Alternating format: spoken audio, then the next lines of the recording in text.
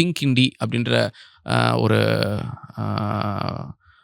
Brand 2020ல் இதை வந்து ஆரம்பித்தோம். அதுக்கு முன்னாடி அந்த பர்பிள் நோட் அப்படின்ற ஒரு பிராண்ட் சொன்னேன் இல்லைங்களா? 2011-12 நான் அக்விசிஷன் ஸ்டார்ட் பண்ணும்போது ஒரு ஆர்டிஸ்ட் வராரு என்னை பார்க்க.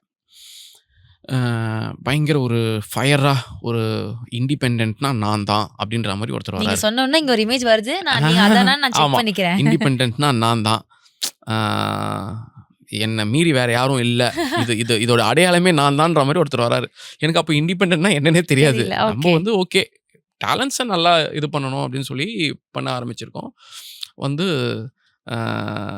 தமிழை பற்றி ஒரு ஆல்பம் எடுத்துகிட்டு வராரு. ஓகே. ஓகேவா? எஸ். மறக்க முடியாத ஒரு ஆர்டிஸ்ட். ஓகே. எப்பயுமே is always there in my heart. அந்த மாதிரி அந்த ஆல்பமை வந்து எனக்கு போட்டு காட்டுறாரு.